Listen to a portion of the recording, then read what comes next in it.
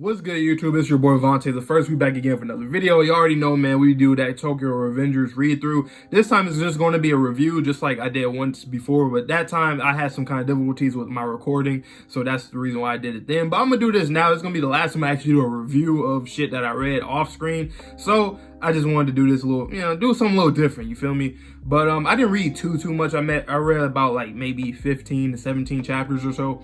I mean, that is quite a bit, but it wasn't like it was 20 plus or nothing like that. All right, so I pretty much picked off from the chapter where we seen Emma's funeral. Obviously, we seen Draken, everybody there. Draken, basically his condolences, everybody else doing their condolences to the Sano family and all that stuff. That shit was sad, man. Just seeing that Draken lost her, it made me think about Takemichi and his relationship with Hina and all that. So and what I assumed when I was reading, I was like, you know what? I feel that it's gonna make Draken even closer to Takemichi because he sees that, somebody that he loves, died, so he would want to protect Hina and Takemichi, both of them within that relationship, because he knows, and he's pretty close to them anyway, and Emma was close to Hina, so it's like, I think that's going to help, Takemichi and Hina's relationship, so that Draken would be there to, to be that guy to help them, be the wingman to help them out and stuff, and protect them, ultimately protect them. So I think that's going to be happening, of course, especially as I read that chapter. I might forget about shit in chronological order because I actually don't have script. I don't like using scripts for stuff because I don't know. I just like, think from the top of my head. But yeah, so the next thing we seen, I believe, was Toman. They ended up disbanding. Mikey disbanded the gang because he said we're at our peak. We ushered in a new era, essentially. And yeah, we're the number one. We beat Tenjiku, which was pretty much a gang filled with, a few gangs, so it was like a super gang and they defeated them, so hey, we the big dogs now. So he said pretty much, let's just disband the group and whatnot. So we disbanded the group, you feel me? I was on the fence about it at first. Like, first I was like, okay, this is actually a really good thing that he disbanded the group, because it just goes to show that like that like everybody gets to pretty much go on their own paths and whatnot, in their own lives. They don't have to be in this gang no more and all this stuff. So I love that. And plus, I'm going to talk about that a little later, because I thought about it initially when I read that chapter. But then, of course, chapters later, we see more from that. Which, before that, we seen that the gang, they pretty much, the top Toman, leader, vice captains, and whatnot, they, planted a time capsule. So they thought of my idea to just put a time capsule out there to put whatever the fuck they wanted. They Mikey said for everybody to put letters, like letters that they were going to write to their future selves and stuff, and put something in there alongside it. And in 12 years that they would actually open the shit and and actually peep it and do all that stuff. And actually, I think I forgot about something before. Mikey and Takemichi had a discussion, because of course we've seen that Hina, she told Draken and Mikey about the whole time leap thing from Takemichi, right? So she told him, so she told Mikey, obviously we know that, but Mikey and Takemichi, they're talking about it. So I'm assuming Takemichi told him literally everything, which he pretty much did tell him everything. In which I'm gonna, bring up a little later too as well when I talk about Mikey specifically, which you guys already know, obviously, but I'll get into that in a second. But yeah, he told him everything and all this stuff, and Mikey's like, yeah, man, I mean, it makes sense. All the shit you've done, it makes sense. Pretty much the same shit Chifuyu said, same shit, But yeah, so we did the time capsule shit. They had their little, basically, goodbyes essentially at that point in time, kind of, not necessarily just yet, but Takemichi's going to get ready to go back to the future as well, and he ends up shaking Naoto's hand, because he told Naoto, well, it was Hina, Chifuyu, and Naoto, they were there, and I think Draken was there too, or was he? I don't remember. I forget if he was there or not, but nonetheless, the core people, obviously, they were there, right? And then he shook Naoto's hand, he went back to the future.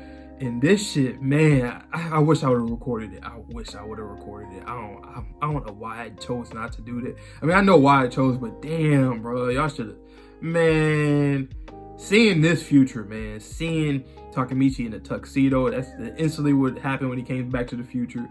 Whoa. I forgot one thing.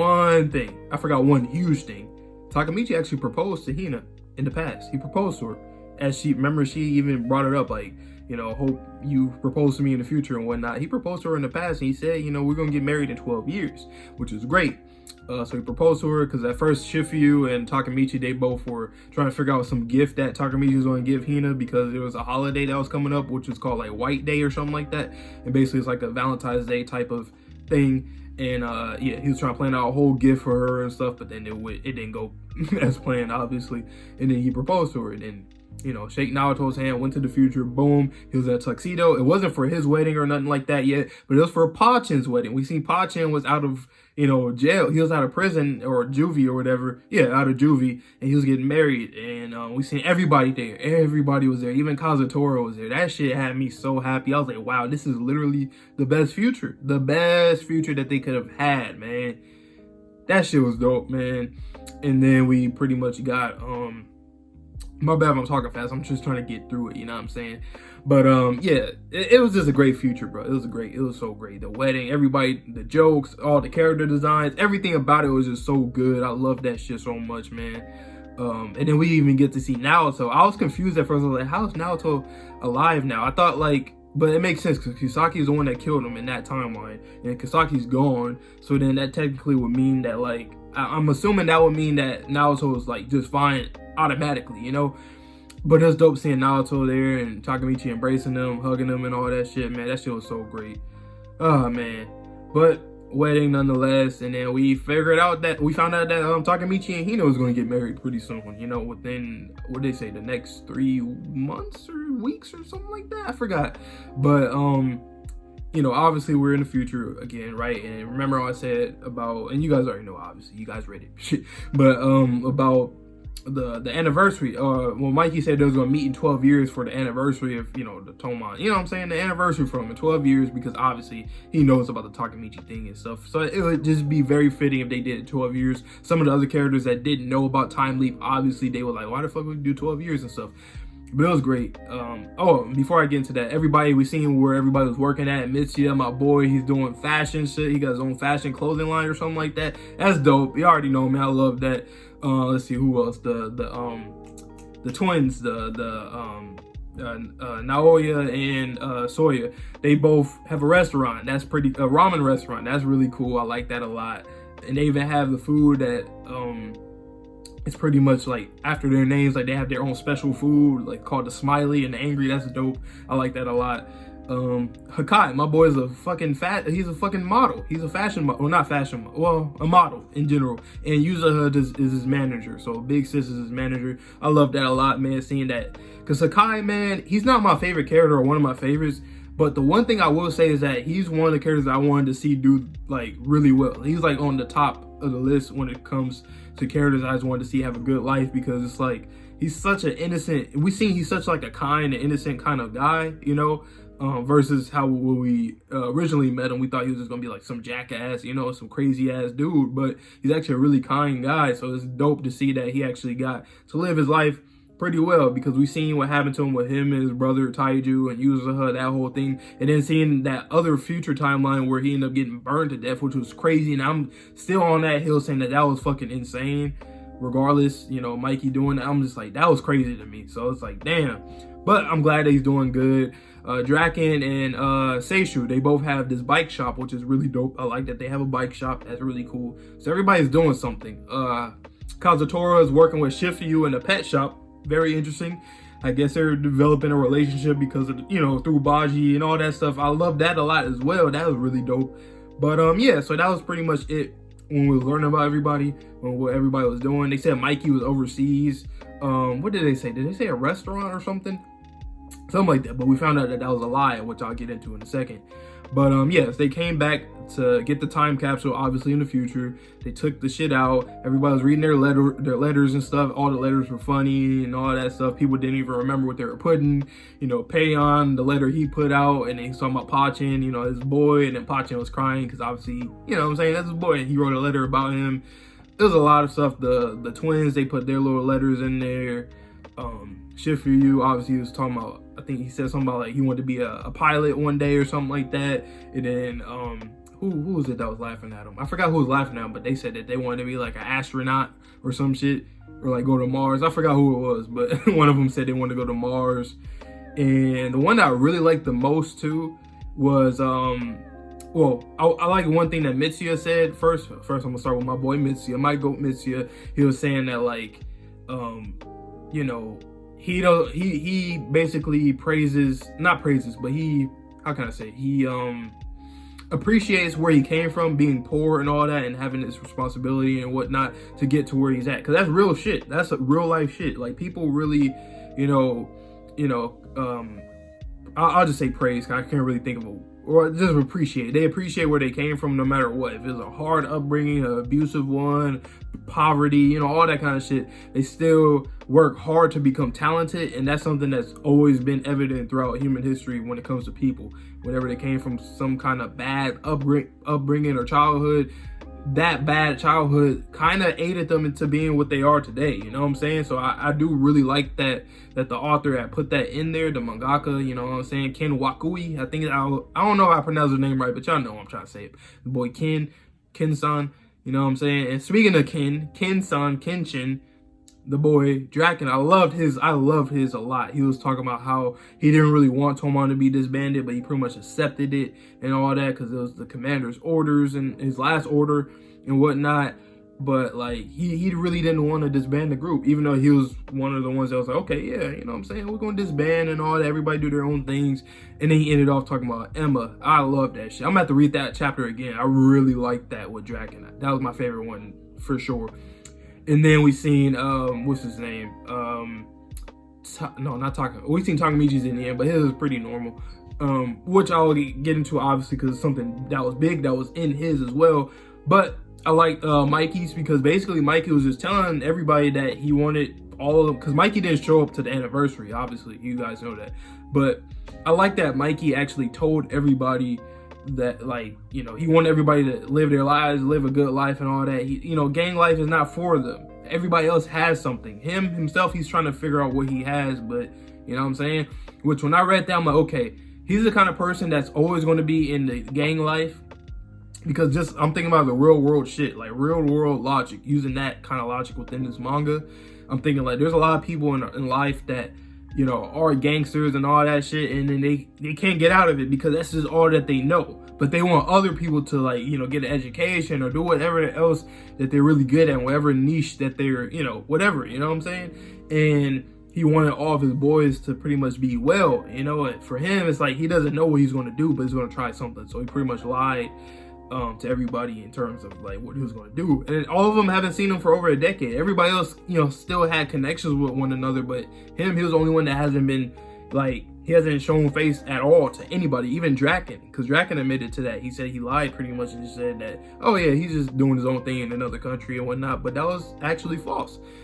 And we pretty much got more on once Takemichi opened his letter and all that, you know, he's seen the shit that he wrote, but then he's seen a tape, and it was a VHS tape, which he had to go to a store, put in a VCR, put on a TV, and all that. And it was Mikey telling Takemichi to not come back to the past to fix anything in terms for Mikey, because Mikey, he has his dark impulses, which we all know, which Takemichi can remember. You know, the whole thing about him killing Kazutora and all this stuff. We already know Mikey's off hinge. We know that. I've been said that for a long time. Damn near every video Mikey's been in, I've said that. Every chapter he's been in, I've said that.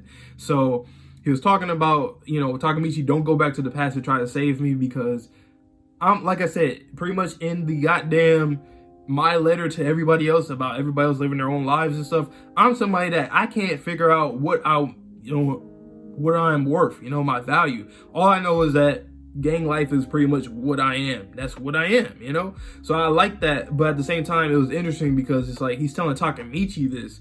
Yet before, he told Takemichi that if I ever go off hinge and just start going crazy, you have to scold me. So Takemichi was in this little dilemma, you know, he was on the fence about it. Like, should I actually go save him? Should I not? Because, and he was talking to other people, you know, Kazutora, Chifuyu, and Naoto, all these people, right? To see if he should actually go out to try to save him. And they were mostly telling him no, because he was about to get married pretty soon too, which almost made me feel like it was like on the Squid Game type timing. Spoiler alert, that boy Gi-hun not going on the plane. It kind of reminded me of that. But in this case, it makes more sense because it's like Takemichi, like I said, Mikey already made a promise with Mikey. And you know how Takemichi is. He don't just when he's promised something, he has to go about it. He has to actually try, you know what I'm saying? And it just sucks to see that Mikey is just, he's just going down this downward spiral. But I've said this so long ago, so I always seen this coming, but I'm like, damn, I just hope nothing happens to Takemichi. I want him to get married with Hina. I don't want, you know what I'm saying? And we seen what Mikey was on. That boy is actually a part of a gang. He's a leader of a gang called Bonton or something like that. And we have Sanzu that was in that gang. Kakucho was in there. Ren and Rendo, Mochizu.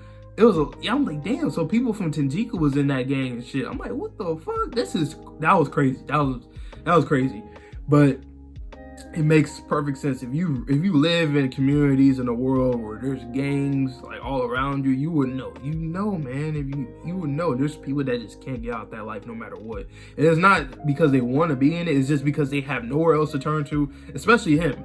He don't have people in his life. I mean, he does have, you know, his boys, but like he's saving their lives because it's like he knows who he is as a person, how he can jeopardize everybody else's. You know what I'm saying? So it's like the gang life is pretty much what he is. And that's what I think Chifuyu brought up. He said that was his path. Everybody else went on their own paths. He went on his too.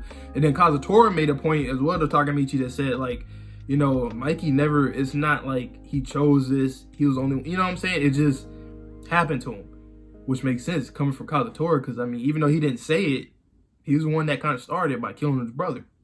That's kind of where it all started. So it's like, that's why I'm saying I was on the fence. Takemichi was on the fence about it and all that. Because it's like, you know what I'm saying? Like, what can you really do about it? So, but I love the read through I was in. And now Takemichi's thinking about going back to the past. So we'll see what happens there. Yeah, man. Oh, also, he was trying to go back to the past with actually, the first thing, he shook Naoto's hand, you know, obviously the Naoto in the future, growing up Naoto, and it didn't work because Naoto pretty much said that since my will is not really wanting to, want you to go back to the past, it's not going to work. So basically now we know that both of the, you know, people within the link, the disability, they both have to have like an equal amount of, you know, resolve and just wanting a big will to even want to do whatever the time leap thing is. So it's like, that was interesting. That was a new thing that we learned that was very interesting, which makes sense though, you know, looking back at it. But yeah, man, that's pretty much all I got. I really love the read through. I'm just trying to see where this is going to go. I'm going to do my reactions to it pretty soon, or probably like literally right now. So you guys finish this video, hop into the next video. You know what I'm saying? This is just my review. Click on this video. You don't really have to watch this one. Obviously, if you made it this far, you wouldn't know that. I mean, duh. But you know what I'm saying? Just stay tuned for the rest of the videos. I'm gonna have another little session going on, and shit, I should damn near be, shit, I don't even know. I might read up to like maybe 15 chapters, maybe. Who knows? Chapters might be fast. Who knows? And I'll be halfway there until I'm all caught up with the rest of y'all. So yeah, let me know down below what you guys thought about this video, and yeah, man, just let me know what you thought. All the thoughts in the world. I know I might have forgotten some things, but some shit, I really like this stretch of chapters. That's all I can tell you guys. I loved it a lot. The whole wedding thing, all that shit, I loved everything. But yeah, man, let me know down below what you guys thought. And yeah, see you guys in the next video, so stay tuned for that. Peace.